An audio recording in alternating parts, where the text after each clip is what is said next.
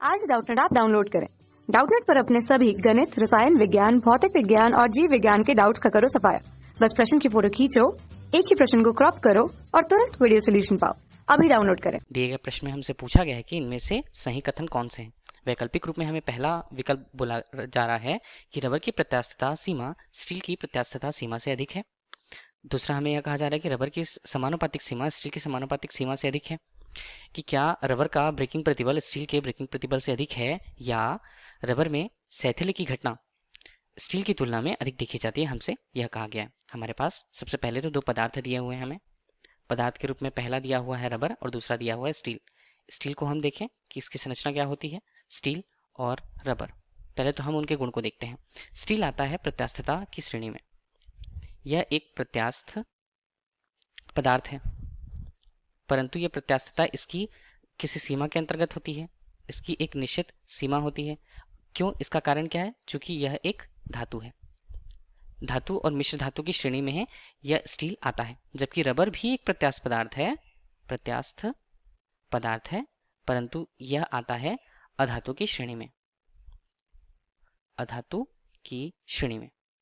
अब चूंकि दो पदार्थ हैं हमारे पास मौजूद, दो पदार्थों के लिए यदि हम उनकी प्रत्यास्थता सीमा, समानुपातिक सीमा और ब्रेकिंग प्रतिबल ये देखना चाहते हैं, तो सबसे पहले हम देखते हैं स्टील के लिए उसकी संरचना। स्टील के लिए इसकी संरचना किस प्रकार से देखी जाती है? ग्राफ बनता है दो स्थितियों के बीच पर। यदि स्टील पर बल लगाया जाता है तो उसमें उत्पन्न होता है प्रतिबल, और उसके अनुसार उसमें विकृति जो आती है हम उसे इस प्रकार ग्राफ के द्वारा समझा पाएंगे। तो इसके लिए स्टील के लिए हमें प्रतिबल और विकृति के आरेख को देखना होगा। इसका आरेख कुछ इस प्रकार होता है कि जैसे जैसे उस पर भार लगाया जाता है उस पर प्रतिबल की मात्रा बढ़ती है। प्रतिबल की मात्रा बढ़ने के साथ साथ विकृति का मान भी बढ़ने लगता है। एक निश्चित स्थिति तक विकृति का मान बढ़ता है, जिसे हम बोलते हैं बिंदु ए तक। इसके अनुसार भी विकृति का मान प्रतिबल के साथ बढ़ता है, इसे हम बोलते हैं बिंदु बी, परंतु वह उसकी स्थिति सुघट्यता को बढ़ाती जाती है। जैसे हम और बढ़ाते हैं इसके मान में बढ़ोतरी होती है, और इस प्रकार से मान बढ़ते हुए एक निश्चित क्रम में कम होते हुए वह अंतिम में जाकर टूट जाती है, जिसे इस मुख्य बिंदु का हम कहेंगे सी और यह अंतिम बिंदु का हम कहेंगे डी। अब हमें यह किस किस प्रकार से किन किन मानों को बताता है। अभी हम देख रहे थे कि जैसे जैसे हमने भार बढ़ाया प्रतिबल का मान बढ़ा, और प्रतिबल के मान के बढ़ने के साथ साथ ही विकृति भी बढ़ती थी। अर्थात हम बिंदु ए तक यह बोल पा रहे हैं कि जैसे जैसे प्रतिबल का मान बढ़ रहा है वैसे वैसे ही विकृति बढ़ रही है।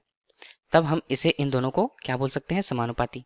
समानुपाती की स्थिति, इसे नियम को प्रतिपादित किया था हुक ने, जिसे कहते हैं हुक का नियम। उन्होंने बताया कि एक निश्चित सीमा तक, निश्चित सीमा अर्थात बिंदु ए तक ही हम बोलेंगे, वह सीमा जब तक प्रतिबल और विकृति का मान बराबर होता है, माफ कीजिएगा समानुपाती होता है, उसे हम हुक का नियम कहते हैं। जैसे जैसे प्रतिबल बढ़ता है वैसे वैसे विकृति में भी वृद्धि होती है।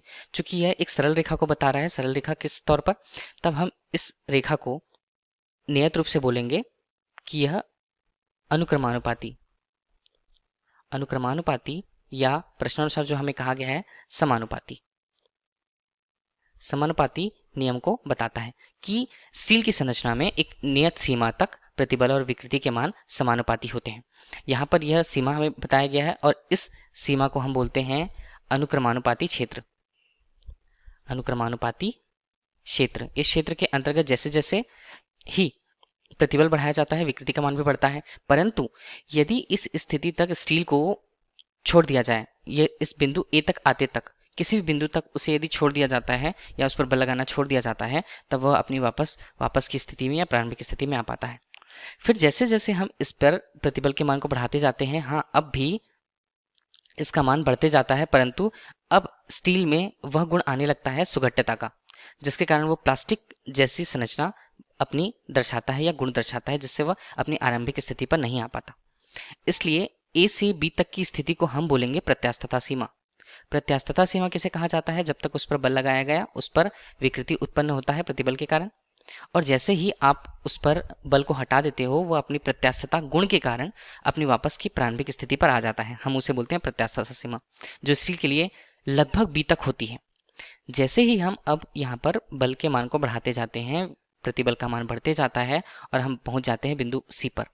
बिंदु सी कही जाती है सुघट्यता की सीमा, अर्थात इस सीमा तक स्टील का जो पदार्थ है अगर उसे और बल लगाया जाए तो वह अपनी प्रारंभिक स्थिति पर नहीं आता, अर्थात उसमें विकृति का मान बराबर रूप से स्थायी रूप से आ जाता है, अर्थात विकृति अब स्थायी हो चुकी है।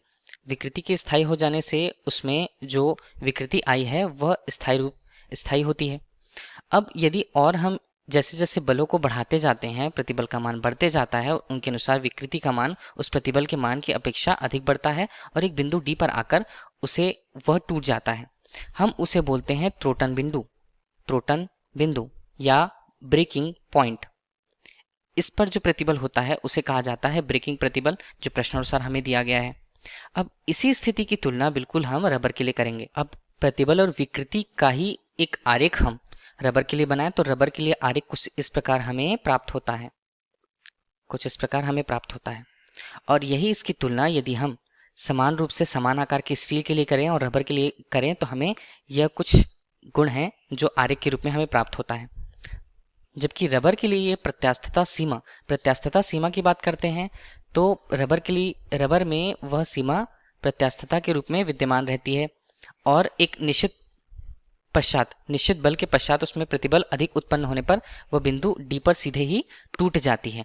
यहाँ पर बिंदु डी को कहेंगे हम त्रोटन बिंदु अर्थात उस पर किसी पदार्थ का टूट जाना पूरी तरह वह होती है।